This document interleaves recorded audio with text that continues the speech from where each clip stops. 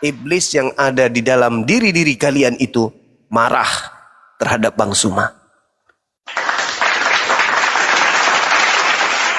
Padahal materi ini sederhana. Materi sederhana. Kenapa nggak bisa dijawab? Suma, kamu bicara banyak, Suma. Nah itu pasti emosi kan? Pasti emosi. Suma, kamu bicara banyak. Naik pasti emosi. Karena apa? Ya, karena makhluk sesat. yang ada di dalam Kamu dirinya itu sesat, ngamuk. Suma. Kamu sesat. Kamu nggak usah. Aduh, gimana sih? Jangan diskusi dengan baik apa gimana? Yuk. Biarkan dia puaskan hatinya. Iblisnya lagi Suma, ngamuk. kamu sesat kamu. Jangan dengar Suma, saudara-saudara. Jangan dengar Suma.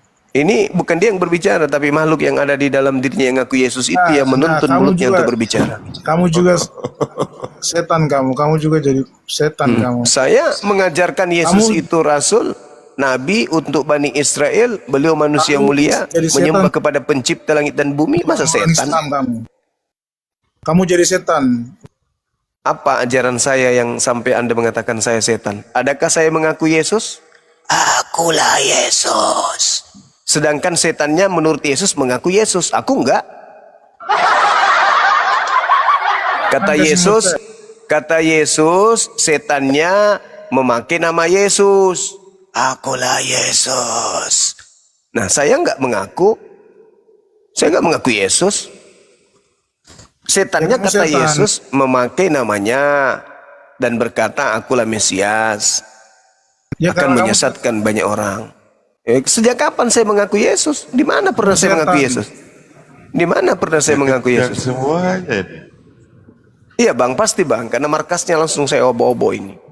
Yaitu hati mereka, Pesan pikiran semua mereka. oten, kesetanan oten, keluar Iyalah. setan di sini. Pastilah itu. Karena ini markasnya saya obo-obo. Ini berat. Sabar ya oten. Siapa? Jawab aja. Siapa yang datang mengaku bukan anak Maria kepada Paulus, mengajarkan 13 buku kepada Paulus? Siapa dia? Bukan anak Maria, tapi memakai nama Yesus. Itu siapa? Jujur. Jangan ngamuk. Jangan emosi. Itu hanya pertanyaan.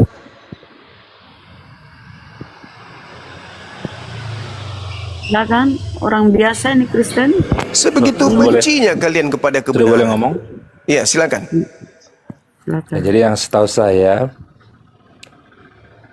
Paulus yang sebelumnya bernama Saulus Iya Kristen Ustaz. itu adalah seorang pembunuh, pengikut Kristus.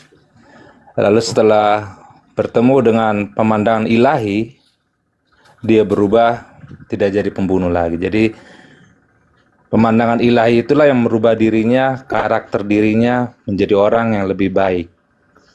Jadi dengan itulah kami yakin bahwa pemandangan ilahi itulah dan Yesus itu sendirilah yang bertemu dengan dia langsung.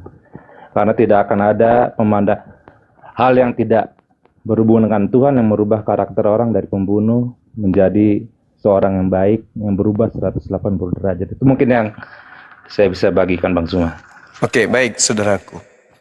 Anda pernah membaca enggak nubuatan Yesus tentang seseorang pembinasa keji yang duduk di tempat kudus? Kenapa pembinasa keji ini bisa duduk di tempat kudus? Karena kenapa? Karena pembinasa kejinya duduk sebagai rasul. Dia pembinasa keji, tapi duduk di tempat suci. Untuk apa dia duduk di tempat suci? Untuk membinasakan manusia. Matius 24 nomor 15 itu jelas itu. Pembinasa kejinya itu duduk sebagai rasul. Untuk apa dia duduk sebagai rasul? Ya untuk membinasakan banyak orang. Lalu yang kedua, Anda baca Matius 12, nubuatan Yesus tentang pembinasa keji yang adalah angkatan jahat. Anda baca tuh. Matius 12 nomor 43 sampai nomor 45. Apa yang dikatakan di sana oleh Yesus? Ada orang bertaubat, lalu iblisnya keluar. Setelah dia bertobat, iblisnya keluar. Iblis ini keluar bukan tidak kembali. Iblis ini kembali lagi kepada orang yang bertaubat itu. Tetapi iblisnya bukan kembali sendiri. dia mengajak 7 iblis yang jauh lebih jahat masuk ke dalam orang yang bertobat tersebut. Setelah masuk, maka orang yang tadinya bertobat jauh lebih jahat daripada semula. Nah, apa buktinya Paulus jauh lebih jahat daripada semula? Tadinya Paulus hanya membunuh jasad, membunuh murid-murid Yesus. Jasadnya yang mereka bunuh. Tidak mereka ajak untuk menanggalkan otaknya. Tapi setelah duduk di tempat kudus, dia punya wewenang kemudian menulis apa yang dia mau tulis. Apapun yang dia tulis, itu diimani oleh pengikutnya. Itu potensi yang dia punya. Nah, ketika dia sudah punya potensi itu, apa yang ditulisnya? Aku membinasakan pemikiran orang cerdas. Aku menahan kecerdasan orang terpelajar. Bahkan pengetahuan Tuhan aku tawan. Kenapa bisa demikian? Karena di dalam 2 Korintus 12 nomor 7, di dalam dirinya ada iblis. Siapa yang menggenapi di dalam tubuh orang yang bertobat tadi ada iblis? Ketika Paulus sendiri mengaku, di dalam tubuhku ada utusan iblis yang menggocok aku. Siapa yang menggenapi Matius 12 yang Yesus katakan ada orang bertobat, lalu padanya masuk kembali iblis di dalam tubuhnya, 8 iblis, sehingga lakunya jauh lebih jahat daripada semula. Kalau dulu Paulus hanya membunuh jasad, sekarang Paulus membunuh akal manusia. Lebih baik tangan kita dipotong, lebih baik kaki kita dipotong daripada otak kita yang dihilangkan. Kalau tangan yang dipotong, otak masih bisa berkarya supaya kita bisa mengenal Tuhan yang betul. Tetapi kalau tangan utuh, kaki utuh, namun otak yang dimatikan, kancing baju pun bisa Anda tuhankan. Nah, Paulus mengatakan misinya adalah mematikan akal manusia. Misinya adalah menghentikan perkataan Tuhan. Pengetahuan Tuhan pun dihabiskan oleh Paulus demi untuk menggiring manusia kepada Kristus yang datang kepadanya yang bukan manusia. Itu dalil, Bung. Itu dalil. Kalian semua ini bukan orang bodoh. Orang-orang Kristen itu orang cerdas, penemu-penemu katanya. Menemu ini Kristen, penemu itu Kristen. Pintar kalian itu, cerdas kalian itu. Tapi kenapa kalau giliran bertuhan, Anda jadi seperti ini? Tidak ada akal. Karena Paulus memang sudah menawan otak kalian. Baca 1 Korintus 1:19 dalam original teks. Jangan bahasa buatan lembaga Bible, jangan baca itu. Karena itu sudah dipelintir sama mereka. Baca original teksnya. 2 Korintus 10 nomor 5. Apa yang tertulis di situ? Bagaimana Paulus berkarya? Beliau menghilangkan kecerdasan manusia. Kemampuan berpikir dia rubuhkan.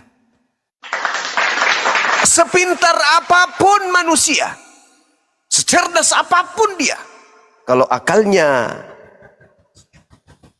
dihilangkan, maka dia menjadi bodoh. Di mana kepintaran saudara ketika Anda hadir pada saat Maria melahirkan?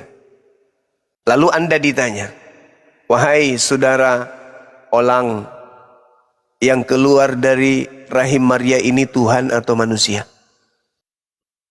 Anda ingin mengatakan manusia? Di gereja kalian Tuhan kan?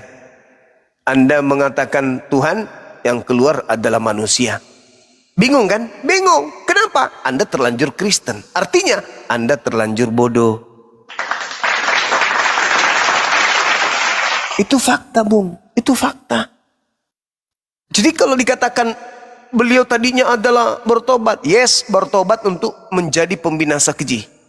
Kenapa dia dikatakan pembinasa keji? Miliaran manusia dibinasakan otaknya. Digiring manusia itu menyembah kepada makhluk yang keluar dari kubur. Bayangkan itu. Bayangkan itu. Bayangkan itu. Padahal kalian orang pintar.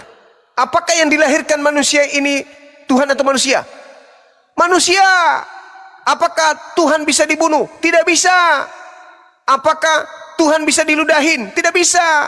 Apakah manusia bisa Tuhan bisa ditampar? Tidak bisa. Apakah Tuhan itu bisa ditombak? Tidak bisa.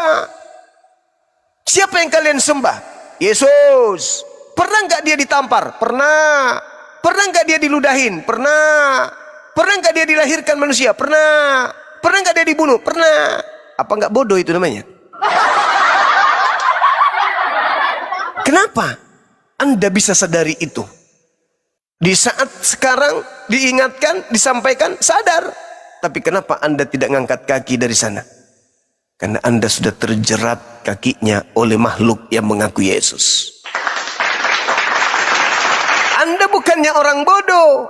Anda tahu yang disebut orang percaya adalah orang yang mengikuti perintah-perintah Elohim. Orang yang mengikuti perintah-perintah Yesus. Anda tahu, Anda ngerti, yang mengasihi Yesus, yang mengasihi Tuhan adalah dia yang mendengarkan firman Tuhan dan melakukan firman tersebut. Anda tahu itu. Tetapi pada faktanya, Anda di hari Minggu ngapain ke gereja? Mana perintahnya? Siapa yang mencontohkan? Saya hari Sabat. Kalau Anda hari Sabat berarti Anda melanggar perintah Paulus. Kolose 2 nomor 16, jangan lagi kamu mau diatur tentang hari-hari raya. Jadi serba salah Bang Zuma. Makanya. Jawab Minggu salah, harap jawab Sabat salah. Jadi gini Bang Zuma, biar nggak berpanjang-panjang, karena saya tinggal sedikit aja. Sedikit lagi aja. Ya, Boleh sedikit sebentar? Silakan. Jadi saya kurang tahu juga ya, saya membaca buku yang sama, mendapatkan hikmat yang berbeda. Padahal Bang Zuma juga baca buku yang sama, tetapi mendapat pengertian yang berbeda. Ya, jadi memang saya kurang tahu ini di mana. Tetapi saya lihat bahwa kalau Bang Zuma sempat ada baca 1 Korintus 13, itu ada merupakan sebuah pasal yang indah, mengajarkan tentang kasih yang berasal dari pencipta itu, yang harus diterapkan oleh seluruh umat manusia kepada orang-orang semua di sekitarnya. Dan itulah yang mendasari perubahan dalam hidup Paulus. Jadi kalau emang orang yang jadi jahat menjadi baik, menulis 1 Korintus 13 yang sangat indah, dan dia pun masih bisa dimengerti dengan salah. Saya kurang tahu juga mengapa. Tetapi ya mungkin itu karena perbedaan pengertian, tetapi bagi saya itu merupakan suatu berkat mengenal Tuhan Yesus melalui 1 Korintus 13 mengenai kasih yang sangat lengkap. Ya, mungkin ini kalau tadi yang Bang Zuma ada bilang tentang hal-hal yang lain, mungkin di lain waktu saja, karena saya hanya mau menanggapi tadi tentang siapa yang bertemu dengan Paulus di jalan menuju Damaskus itu aja. Mungkin sedikit itu aja Bang Zuma, saya mau izin turun. Iya. Baik, saudara. Kalau hal-hal seperti 1 Korintus itu, kami umat Islam itu sudah dibentengi oleh firman Allah. Qala rabbi bima aqwaitani la uzayyinanna lahum fil ardi wa la ughwiyannahum ajma'in. Iblis berkata kepada Tuhan, Tuhan, karena engkau telah mendudukkan aku pada posisi sesat, sungguh aku akan menjadikan sesuatu yang jahat terasa indah bagi mereka di bumi. Dan sungguh aku iblis akan menyesatkan mereka semua. Nah, jadi kalau saudara mengatakan apa yang ada di dalam kitab Korintus itu bagus, apa bedanya dengan iblis yang datang mengajarkan kasih kepada Adam di Taman Eden? Itu beda lagi Bang Zuma. Apa yang diajarkan iblis? Lain kali aja kalau itu Bang Zuma mungkin ya. Apa yang diajarkan iblis? Kasih mana itu yang diajarkan oleh iblis kepada Adam? Adam, jikalau engkau memakan buah pengetahuan baik dan jahat, justru itu kamu penipuan, akan... bukan kasih. Lah sama seperti Paulus. Oh, tidak sama Bang Zuma. Kenapa tidak sama? Kenapa tidak sama? Lain kali aja. Sekarang ketika Anda mengatakan begini, izin. sekalipun aku dapat berkata-kata dengan semua bahasa manusia, bahasa malaikat, tetapi aku tidak mempunyai kasih. Aku sama dengan gong yang berkumandang dan canang yang bergemerincing.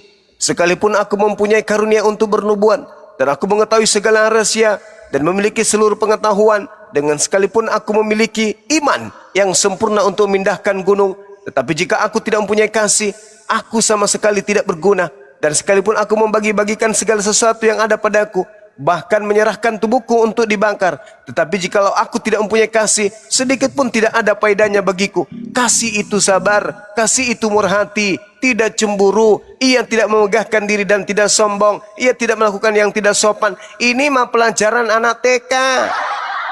Oh, terima kasih sudah dibacain Bang Zuma. Terima agama- kasih sudah dibacain. Semua agama mengajarkan sabar, semua agama mengajarkan murah hati, semua agama mengajarkan jangan cemburu, jangan iri, semua agama mengajarkan untuk tidak sombong, semua agama mengajarkan sifat-sifat terpuji.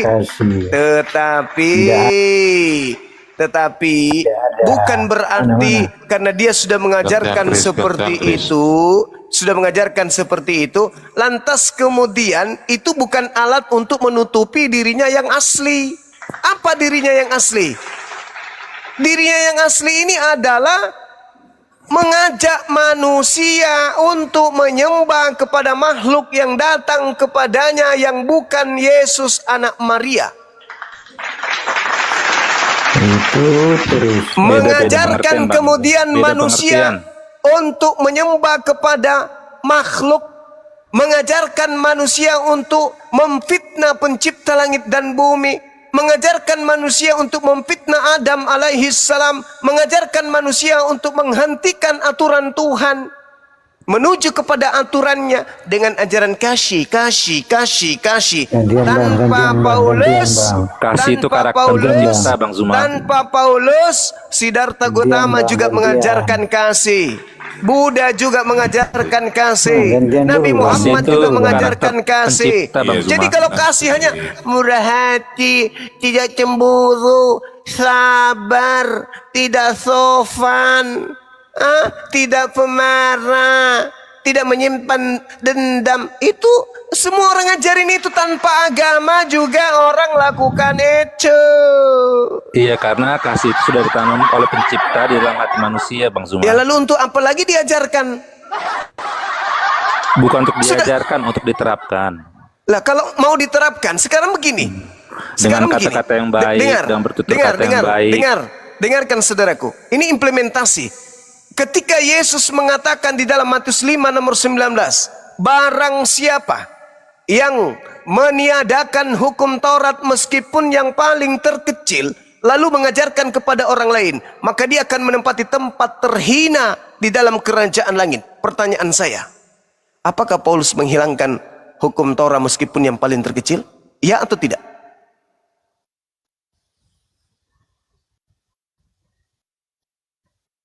Itu yang kau sebut kasih.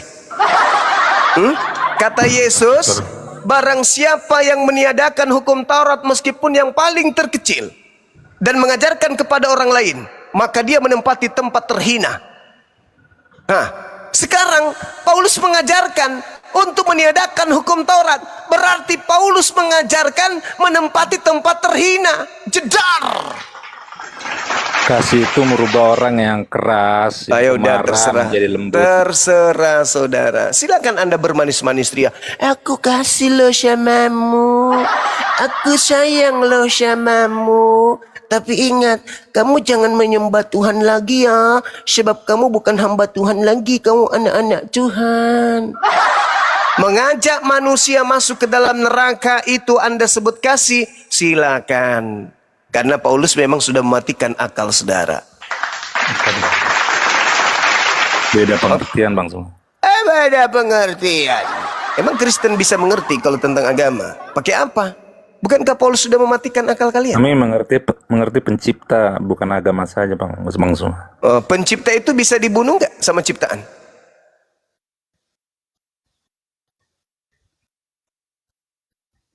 Tuh, macet. Akalmu dibunuh sama Paulus.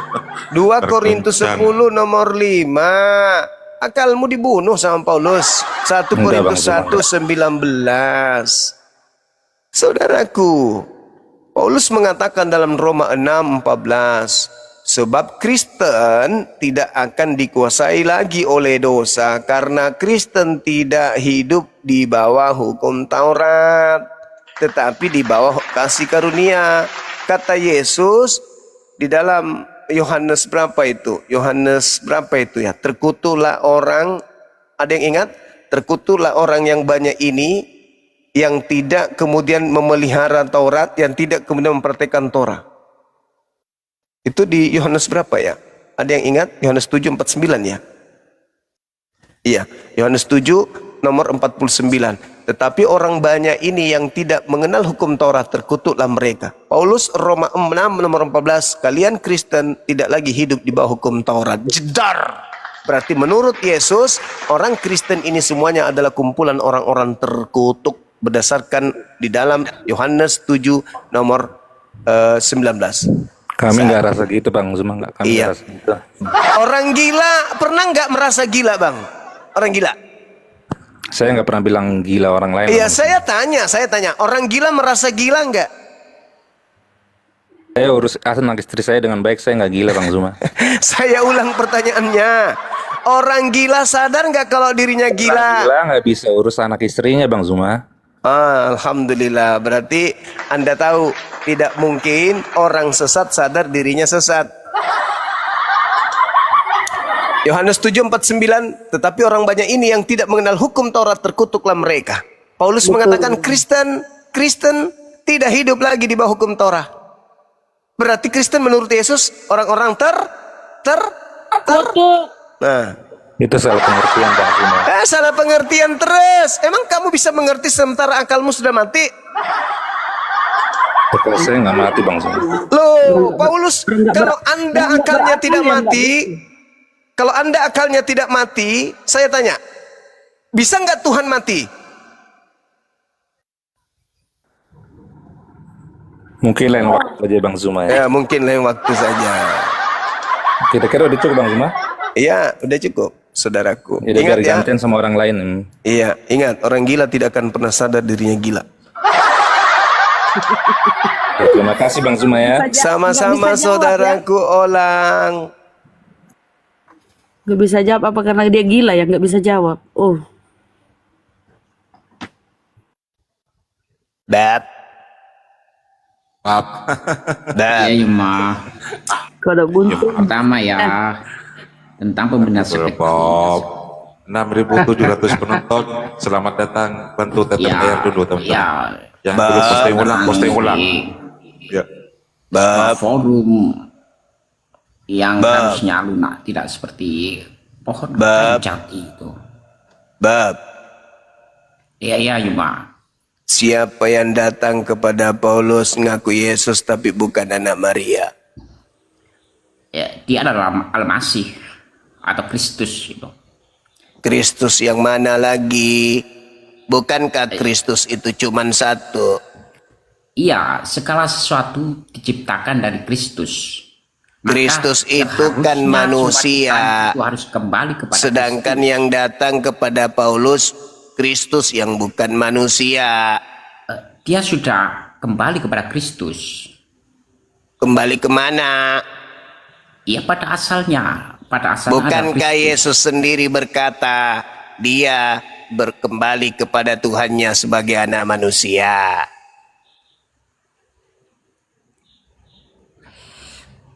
Di dalam Efesus kita baca ya. Ya, Mau nggak pakai ayatnya Paulus? Iya. Apaku itu. silakan. Efesus 1 Ya, nomor antrian 22 ya. ya.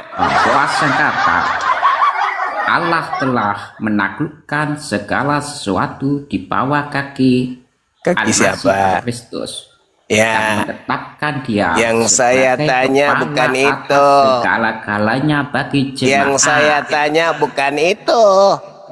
Yang saya tanya, yang datang kepada Paulus mengaku Kristus tapi bukan manusia itu siapa? Allah telah menaklukkan segala sesuatu. Saya tidak Atas tanya semuanya, itu. kan? Serius, Paman? Bukan itu Iya. yang saya tanya. Iya, Paulus itu bertemu dengan Almasih. Almasih itu kan manusia sejatinya. Tapi yang datang kepada Paulus itu tidak mengaku manusia. Al-Masih yang datang sebagai manusia itu kan sudah diangkat ke kerajaan surga. Ketika dia Sudah naik ke tidak- atas surga kan juga adalah manusia. dia Kristus gitu, dia bisa melakukan apapun. Bagaimana dia cara naik ke surga? Dia kan manusia, bagaimana mungkin dia bisa naik ke surga? Paulus mengaku yang datang kepadanya bukan manusia. Bob, Iya kan, dia bukan manusia juga kan, asalnya dia Oh, bukan Bob. manusia. Ketika Iya, dia berarti sebagai dia bukan anak Maria, maka dia Bob. manusia. Kodok Begitu, bunting. Mbak. Tanya yang Istirahat kodok dulu, Bob. Istirahat dulu, Bob. Istirahat dulu, Bob. Gitu. Silakan, brother. Brother, kalau mau lanjutkan, brother. Silakan, brother.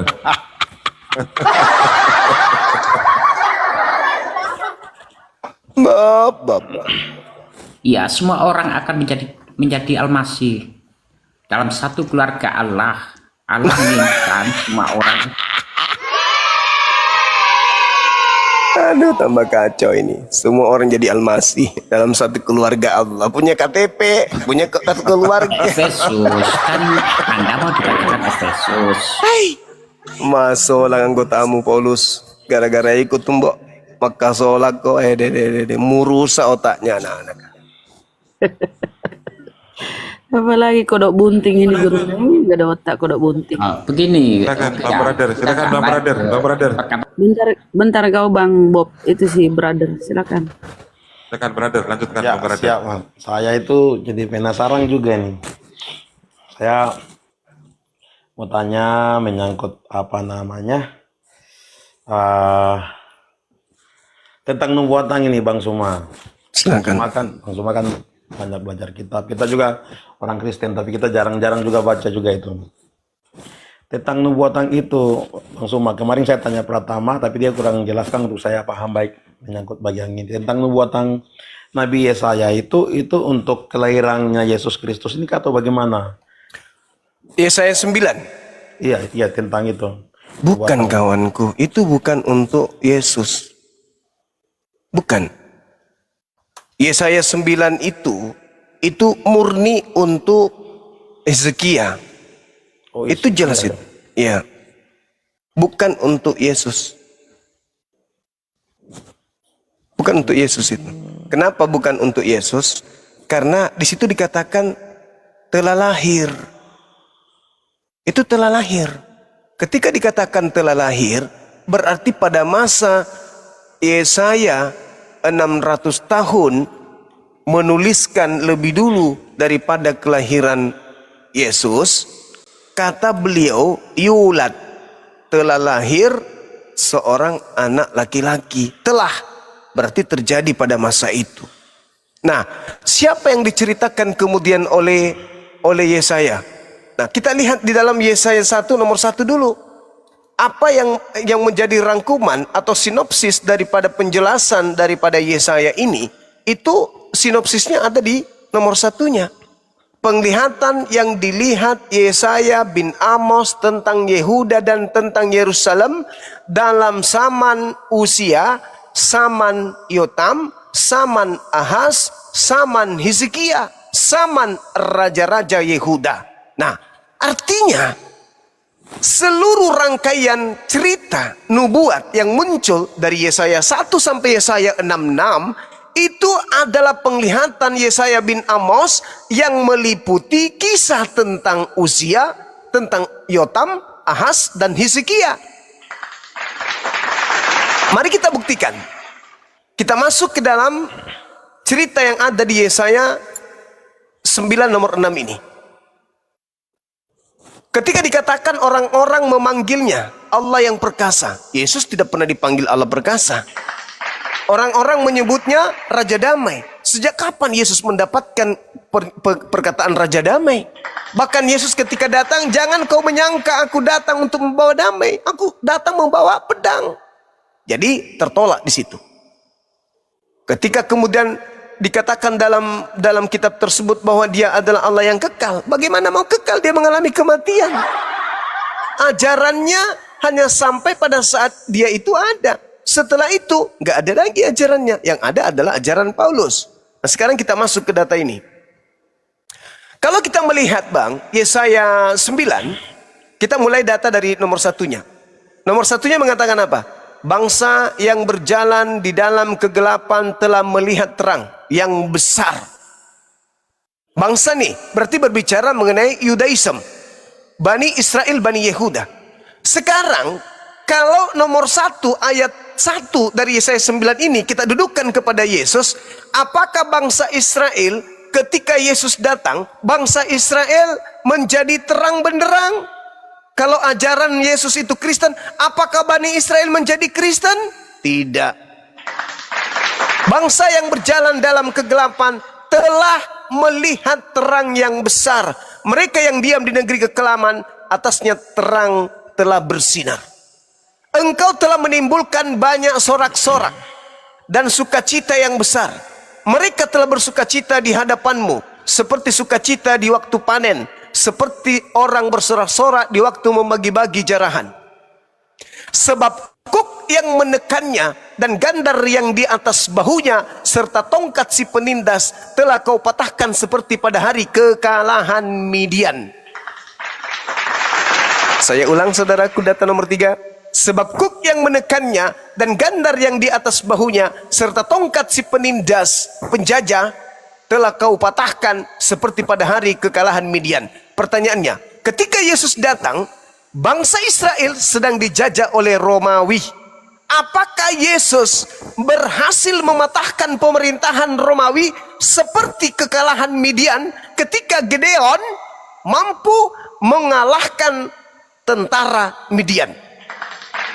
Apakah Yesus melakukan hal yang sama? Tidak. Antara Gideon dengan Yesus ada manusia di tengah-tengahnya. Siapa itu? Hizkia. Sebelum Yesus menyelamatkan Israel dari Romawi, dan memang tidak pernah. Sebelum Yesus mematahkan kekaisaran kerajaan Romawi, memang tidak pernah. Hizkia lebih dulu menggenapi nubuatan tersebut. Mari kita buktikan. Jadi kuk yang menekan dan gandar yang ada di atas bahu Israel serta tongkat yang menindas kemudian dipatahkan oleh oknum yang telah lahir ini. Seperti Gideon ketika mematahkan kemudian kekuatan Midian. Mari kita lihat di dalam kitab Hakim-Hakim bab 6. Hakim-Hakim 6 dikatakan begini. Israel telah membuat kekejian di mata Tuhan, sehingga mereka bangsa Israel diserahkan kepada bangsa Midian selama 7 tahun. 7 tahun bangsa Israel di bawah penguasaan Midian. Di kitab Hakim-Hakim 6 ini, Yesaya menggambarkan kekuatan dan bantuan Elohim kepada bangsa Israel yang melawan bangsa Midian melalui raja mereka bernama Gideon. Harus ada seorang raja yang tampil kemudian di bangsa Israel yang mengalahkan musuh mereka, sama seperti Gideon mengalahkan musuh mereka yaitu bangsa Midian. Yesus pernah enggak menyelamatkan Israel dari bangsa luar Israel dalam penjajahan? Tidak pernah. Lalu siapa yang pernah mengalahkan itu? Coba kita lihat di dalam 2 Raja-Raja 19:20. Lalu Yesaya bin Amos menyuruh orang datang kepada Hizkia mengatakan begini. Beginilah firman Tuhan Elohim Israel. Apa yang telah kau doakan kepadaku mengenai Sanherib Raja Asyur telah kudengar. Itu pengakuan Yesaya bin Amos ketika kemudian menyuruh orang kepada Hizkia. Nah, di 2 Raja-Raja 19 nomor 29-30, dan inilah yang terjadi menjadi tanda bagimu, hai Hizkia. Dalam tahun ini orang makan apa yang tumbuh sendiri, dan dalam tahun yang kedua apa yang tumbuh dari tanaman yang pertama. Tetapi dalam tahun yang ketiga menaburlah kamu, menuailah kamu, membuat kebun anggurlah kamu, dan memakanlah buahnya. Nomor 30. Dan orang-orang yang terluput di antara kaum Yehuda, yaitu orang-orang yang masih tertinggal, akan berakar pula ke bawah dan menghasilkan buah ke atas. Nomor 32 sampai 36. Sebab beginilah firman Tuhan mengenai Raja Asyur, musuh Israel. Ia tidak akan masuk ke dalam kota ini dan tidak akan menembakkan panah ke sana. Juga ia tidak akan mendatanginya dengan perisai dan tidak akan menimbun tanah menjadi tembok untuk mengepungnya. Nomor 33. Melalui jalan dari mana ia datang, dari situlah ia pulang. Tetapi ke kota ini ia tidak akan masuk. Demikianlah firman Tuhan. Dan aku akan memagari kota ini untuk menyelamatkan kota ini oleh karena aku dan oleh karena Daud hambaku. Nomor 35. Maka pada malam itu keluarlah malaikat Tuhan, lalu dibunuhnyalah 185.000 orang di dalam perkemahan Asyur. Keesokan harinya pagi-pagi tampaklah semuanya bangkai orang-orang yang mati belaka. Nomor 36. Sebab itu berangkatlah Sanherib Raja Asyur dan pulang ke negerinya, lalu tinggallah mereka di Niniwe. Jelas? Yesaya pasal 9 menceritakan keadaan yang buruk atas bangsa Israel di dalam kegelapan, persekusi yang hebat dari Raja Asyur, tetapi Elohim menolong bangsa Israel. Melalui siapa? Melalui siapa, Bang? Raja Hizkia. Jadi jelas sekali, Bung, kalau Anda membahas data Yesaya 9 ini, wajib hukumnya Anda membacanya dari data nomor 1. Endingnya di mana? Endingnya di data nomor 3. Jadi jelas, melalui anak ini disebut Raja Damai. Mengapa disebut Raja Damai? Karena dia membawa kedamaian bagi Israel dari penjajahan Raja Asyur. Yesaya mengatakan kemenangan yang sama dengan masa Midian, ketika Midian kemudian terkalahkan oleh Raja Gideon. Apa yang terjadi dengan masa Midian? Bangsa Israel akan dimusnahkan oleh bangsa Midian. Tetapi faktanya, melalui tangan Gideon, dengan mujizat Elohim, hanya dengan 300 laki-laki, Raja Gideon berhasil membunuh 120 orang Midian hampir dalam waktu semalam. Jadi Yesaya ini itu menceritakan kemenangan bagi Bani Israel sama yang dialami ketika kemudian mereka memenangkan peperangan kepada bangsa Midian melalui Gideon. Yang terjadi pada masa Midian akan terjadi juga pada masa Yesaya 9 ini. Jadi demikianlah cerita itu. Apa itu? Raja Hizkia berdoa kepada Elohim untuk melawan Raja Asyur. Apa yang terjadi? Mukjizat hebat terjadi. Lagi-lagi pada waktu semalam 185 musuh dihancurkan dalam cerita yang sama. Jadi anak yang lahir pada saat itu adalah bayi Hizkia yang menghancurkan Raja Asyur dan memenangkan peperangan seperti kemenangan yang dialami Gideon ketika menghancurkan Raja Midian. Jadi tak ada Yesus di situ, nggak ada. Saya sedih kalau Anda mengatakan itu cerita Yesus. Yesus boro-boro sama seperti Gideon. Dia malah dibunuh kan sama sebangsanya sendiri. Sementara raja yang diceritakan di sini, seorang laki-laki yang diceritakan di sini adalah seorang laki-laki yang gagah perkasa yang mengusir musuhnya dalam semalam, dan itu hanya didudukkan oleh seorang kandidat tunggal Raja Hizkia. Sebagaimana kembali kepada sinopsis ringkasan cerita Yesaya bin Amos di dalam Yesaya 1 nomor 1. Jelas itu abangku. Jadi jangan mau tertipu oleh pendiri atau tokoh-tokoh dalam gereja. Mereka tidak paham Bible. Mereka hanya mencomot-comot agar manusia itu menyembah kepada makhluk kuburan tersebut dalam nama Yesus. Sementara Yesus tidak pernah mengajarkan hal yang seperti itu. Berarti, saatnya Anda berpikir. Silakan. Berarti Bang Suma, bahaya juga ya kalau kita salah tafsir juga ini selaku pelaku-pelaku ini. Pendeta-pendeta. Zuma. Pasti itu. Kenapa lagi kau? Pembinasa kecil itu orang yang akan datang seperti Antiochus Epiphanes. Antiochus 4 Epiphanes. Ya. Ciri-cirinya pengikutnya dia kamu lihat. mengaku Tuhan, dan menempatkan berhalanya di mezbah suci. Apakah Paulus menempatkan berhala di mezbah suci? Kan Yes. tidak. Berarti Yes. Paulus itu bukan. Yes. Kenapa Tidak muncul kapan Protestan? Sabar. Kenapa muncul Membatu Protestan? di mezbah Kenapa suci. muncul pemikir-pemikir yang memprotes Katolik? Di mana Paulus adalah paus yang mereka lantik pada saat itu. Kenapa muncul sekelompok pemikir-pemikir dan mengatasnamakan sekte baru sebagai nama Protestan? Karena ajaran Paulus itulah yang kemudian menggantikan dewa Agnostos Theos dalam Kisah Para Rasul 17 nomor 23, yaitu Agnostos Theos, dewa-dewa yang disembah oleh orang Athena dengan nama Yesus. Itu fakta real tertulis di dalam kitab saudara, dan secara histori Katolik kemudian diprotes oleh sekte baru bernama Protestan. Sadari itu, Bang.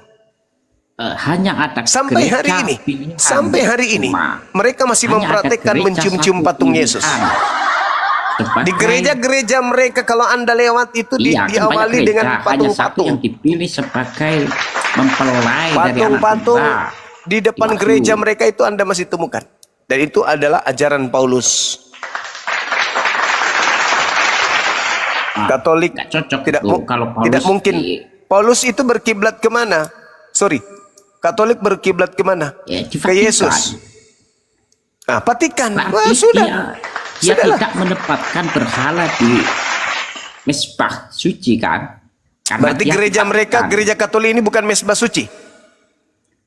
Kan mezbah suci itu di Bethlehem. Di Nah, Yerusalem. kalau di Bethlehem berarti kan jelas itu hanya untuk mereka Yudaism. Sementara kalian Iya, pembinasa keji itu akan menempatkan berhalanya di Bethlehem, di mezbah suci. Itulah kekejiannya, di antara kekejiannya. berhalanya Mengotori itu Anda katanya kesuciannya itu Tuhan. simbol.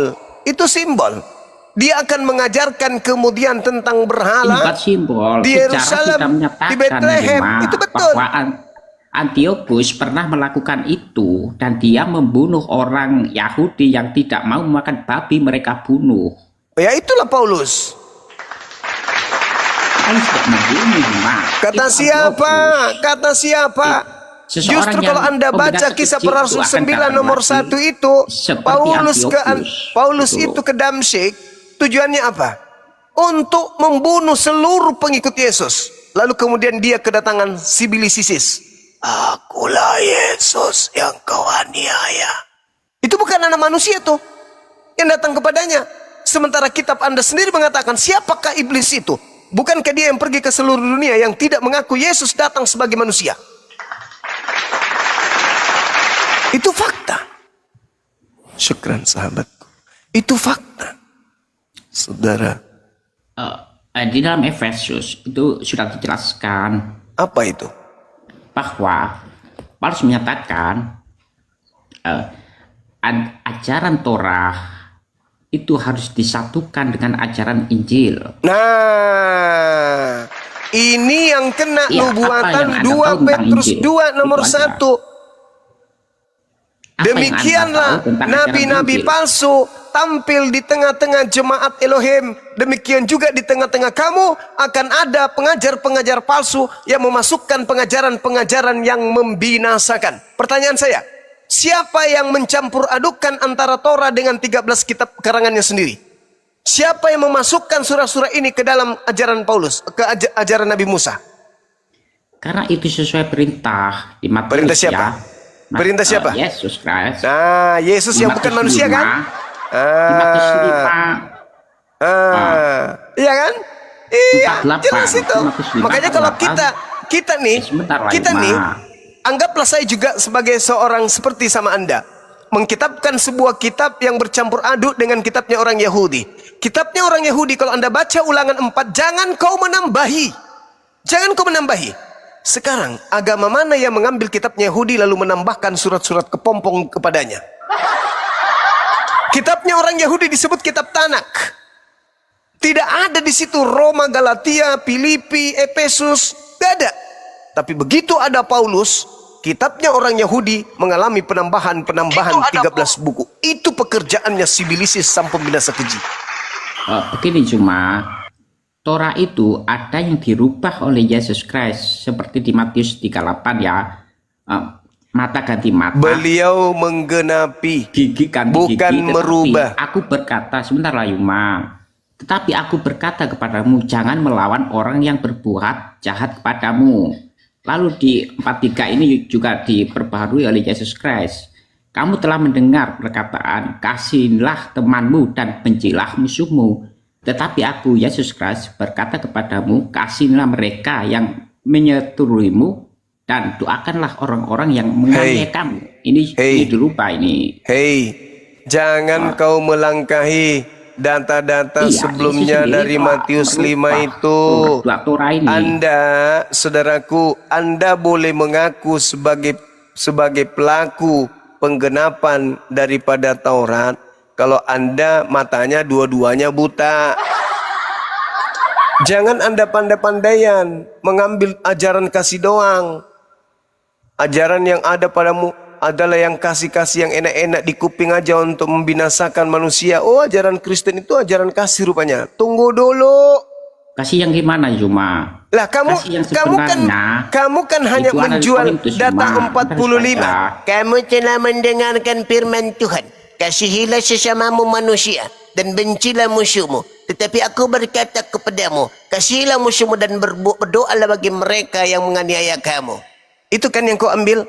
Tunggu dulu. Sebelum kau mengambil data itu, langkai dulu data-data sebelumnya. Satu perikop itu Anda harus jalankan semua.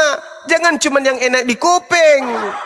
Kasihilah musuhmu dan berdoalah untuk meneprak. Oke, kita Kau melangkahi. Tunggu dulu. Saya ya. Kata Yesusnya sebelumnya adalah, barang siapa yang memandang wanita serta menginginkan, maka dia sudah berzina di dalam hatinya. Apa kemudian ganjarannya?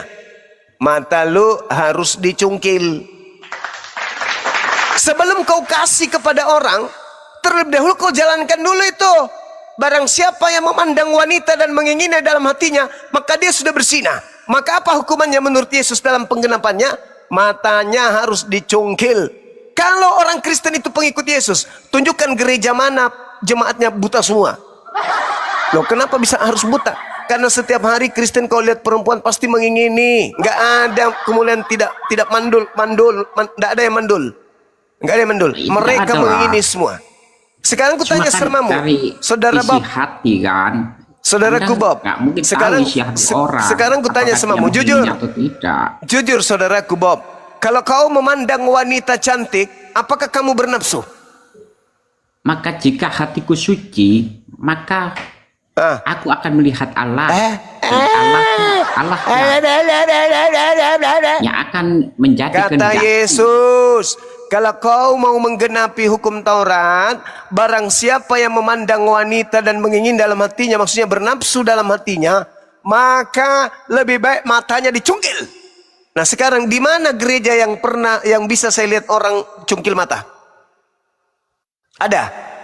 Itu syaratnya untuk menjadi pengikut Yesus. Penggenapan Yesus itu bukan mati di atas tiang salib.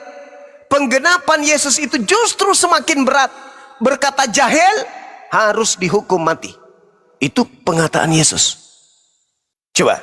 Mengasihi memang mengasihi. Yang berat itu. Kasihilah musuhmu. Itu hal yang sangat berat. Kenapa Kristen menjual itu? Biar dianggap kasih. Padahal itu adalah ajaran yang berat. Kalian lihat sepanjang hari ini berapa orang Kristen yang naik di sini maki-maki saya? Bisa dia perhatikan kemudian ajaran penggenapan Yesus terhadap Torah, yaitu mengasihi musuh? Nggak bisa. Karena itu berat. Oke, secara begitu juga memandang wanita agar kita tidak memiliki keinginan. Sekarang juga saya tanya samamu, langsung saya tanya samamu. Apakah ketika kamu memandang wanita, apakah ketika kamu memandang wanita kamu tidak mengingini wanita tersebut, tidak bernafsu samanya? Nah, hatiku suci, Yuma. Berarti kau impoten. Hatiku suci, bukan. Jangan kau lesbi. Iya. Berbahagialah mereka yang suci hatinya, karena mereka jangan-jangan akan kau melihat lesbi. Allah. Jika aku melihat Allah, bagaimana mungkin aku berpaling Kau dari lihat Allah? paha wanita, masuk kau lihat Allah. Aneh-aneh aja kau ini. Munafik juga kau. Serius kau tidak nafsu lihat perempuan? Matius 5 nomor 8 cuma. Saya tanya, serius kau tidak nafsu lihat perempuan? Saya tidak bernafsu karena aku mencintai Oh, Allah. berarti kau daripada lesbi. mencintai wanita. Kau lesbi Aku kau. mencintai Yesus Christ. Tidak ada Weh, siapapun. lesbi kau ini ternyata. Hei, ternyata kau lesbi. Tidak Yuma. Karena begini, hadiah bagi orang yang mengasihi Tuhan Yuma. Ternyata kamu lesbi. Di Sesuka Korintus sesama 5, wanita. saya bacakan ya. Apa yang tidak pernah dilihat oleh mata, yang tidak pernah didengar oleh telinga, Itu dan yang surga. tidak pernah Jangan kau bahas timbul dalam surga. hati manusia. Itu Itulah surga. yang disediakan oleh Allah. Itu bagi surga, orang yang itu mengasihi surga. Dia. Itu surga, Itulah memang hadiah masih terbaik rahasia. itu. Surga memang masih rahasia. Nggak usah kau bahas itu. Bukan, surga kita pernah mendengarkan kata surga. Yang Sekarang, belum didengar oleh telinga manusia apa? Pertanyaan sederhananya, apakah kamu nafsu lihat wanita? Iya, Pasti enggak lo lah. syukron. Hah? Tidak. Apa? Hah? Saya Kamu tidak nggak- bernafsu karena Allah. Masolang generasi. Udah bernafsu lihat wanita. Iya, makanya Dasar lesbi lo. Paulus menyurati kepada Yohanes, berhati-hatilah terhadap pemikiran cabul ya, hati-hati ya, jangan cabul ya. Allahu Akbar. Sangat kuat itu perintah itu akan Ternyata dia penyuka matahari juga ini ya. Aduh. Hati-hati yang ada dekatnya Bob. Teman-teman Kristen jangan mau tidur sama dia. Kalau mau tidur sama dia beli lem Alteco atau lem Sebenarnya Korea. ini Kasih di matahari ajaran kalian. ya. Kalau tidur sama Bob bahaya dia ini. Dia nggak nafsu sama wanita ini bahaya. Matahari kalian kalau tidur sama Bob kasih lem Korea. Itu pesan saya. Jangan sampai dijebol sama dia. Nah, begini cuma jika nafsumu masih menguasai Anda, Nafsu saya nggak menguasai saya, tuyul. Tapi Anda paling bernafsu tidak terhadap kalau wanita saya itu melihat termasuk wanita, pasti ada keinginan. Maka solusinya istighfar, bukan mata dicungkil. Nah, kalau di Yesus penggenapannya cungkil mata. Nah, kalau kalian pengikut asli Yesus, di mana gereja yang saya bisa melihat mata kalian itu pada dicungkil? Sedangkan Itulah, pendeta Jemaat. di depan Di jemaat Efesus lihatnya itu dijelaskan. konsentrasinya kemana? Kalau ada jemaat yang pahanya mulus, gak mungkin gak dilihat mubasir. Pandai-pandai. itulah di Efesus dijelaskan jika engkau Teori itu mah teori itu mah teori. siapa tahu teorinya bapakku Paulus lebih baik daripadamu gitu. Nenekmu kiper. Nah, di Efesus dijelaskan jika engkau masih keinginan-keinginan, masih berpikir-berpikir, maka Tuhan gak akan bekerja. Jangan di dalam berpikir dirimu. teman-teman. Katanya jangan Karena berpikir-berpikir. terlalu banyak permintaan sehingga Tuhan itu nggak bekerja di dalam Ya dirimu. udah, nggak usah Gitu. kau berpikir, nggak apa-apa. Jangan berpikir. Sudah Bob, Biarkan istirahat Tuhan dulu yang Kak Bob. bekerja. Aduh, batang ketemu batang apa? Brother Elijah silakan. Inti dari berserah diri kan. Bagaimana Katanya- orang nggak nafsu sama wanita? Dan katanya Bagaimana? Yesus itu Muslim berserah diri, maka biarkanlah Tuhan yang bekerja. Maka itu adalah berserah diri. Iya, masalahnya kenapa kamu nggak nafsu sama wanita itu dulu? Kau racun dunia juga Tak ternyata. menghendaki. Pasti lo, syukron pasti lo.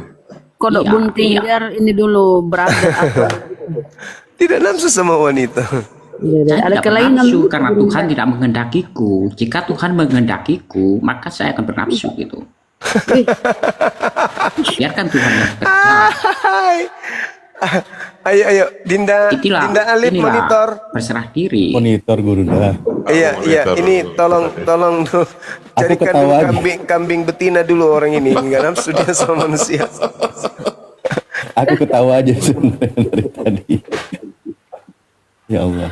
Udahlah Bob. Bob, Itu kamu itu Bob, mengajarkan izin Bob. sempurna gitu. Oke. Bentar Bob, izin sedikit aja Bob. Bukan maksud ke privasi ya. Kamu udah nikah belum? Saya belum. Oh pantas udah. Ya. Bener. Ya. Bener lah. Kenapa? Ada kenapa? Karena di dalam wahyu Enggak ada tertarik sama wanita kan? Iya. Sebentar lah Bang Alif. Ya. Pakai data ya. Ya, Dende. Itu makanya aku bilang carikan kambing betina orang ini. Di dalam wahyu menyatakan 410.000 itu orang yang tidak pernah disentuh oleh wanita. Pasukannya Yesus Kristus yang akan datang di akhir zaman itu ya. Tidak pernah disentuh oleh wanita. Disentuh sama Laki tidak sesama pernah laki-laki ya. disentuh oleh Sama laki-laki aja wanita. disentuh ya. Wow. Iya, 410.000 itu. Sama laki-laki disentuh bukan akhir Ciuman zaman. kudus dia. Di wahyu. baik pesan. Ya Allah. Ini Bang Brother mau nanya dari tadi Bob, buka mute Bob. Silakan Bang Brother, istirahat dulu kau Bob. Waduh. Brother Elijah. Ya Bob, ngelucunya nanti ya kalau sesi udah serius, agak panas, agak capek baru kamu mau hadir ngelucu silakan. Anggap aja iklan. Bang Bob sudah monoton ya saya sudah Lanjut bingung Dinda, lagi lanjut konsepnya hujan gimana di sini Dinda. Sama Guruna. Siap. Oke lah kita lanjut. Terima kasih, Masya Allah. Mantap tadi pemaparan guru kami ya, brother ya. Itu udah sangat jelas, saya yakin Anda juga paham. Silakan, Ya, Pak. masih ada yang mau ditanggapi atau dilanjutkan gimana? Saya saya sudah lupa konsep tadi saya mau tanya nih karena Bob sudah monoton tadi jadi saya bingung Nah itu lagi. dia. Iya, sebentar brother. Ada jam Aduh, istirahat dulu kau Bob. Ini mau bertanya Bang Brother. Silakan open cam kayak yang tadi itu Bang Saya Brother. sarankan Bob, lu minum dulu obat penurun panas. Habis itu baru ngomong lagi, yang dulu. Gantian ya. Saya jadi lupa lagi nih, aduh. Tadi saya sudah siapkan untuk mau tanya Bang Suma sudah. Karena Ya, Bob sudah langsung jadi. untuk ya silakan diterima Bang Brother. Gak apa-apa Bang Brother. Gimana Bang Hendi, tema ini saya ubah ke Milad Api 3 ya. Bang Handi. Ustaz Alif, izin. Ya silakan aja sambil ini kan kalau mau dibuat nggak apa-apa. Sekaligus kita sosialisasi, kitanya sambil diskusi dulu. Ya, mumpung penonton sekitar 7,3 tadi. Lanjut brother, pertanyaannya brother.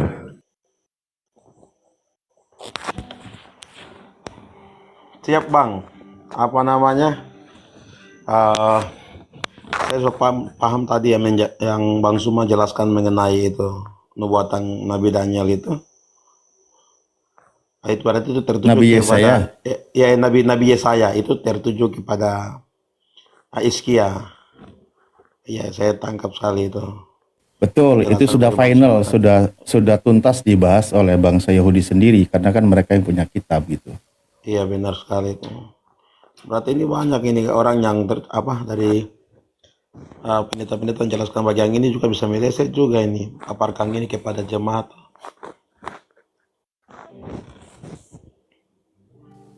Ya, pada dasarnya kan begitu Bang, karena harus menggenapi, kan lucu, soalnya ada juga kalimat pernyataan dari Yesus bahwa harus digenapi apa yang tertulis tentang aku, kan gitu, di dalam kitab Torah Musa, kitab Nabi-Nabi, dan kitab Mazmur.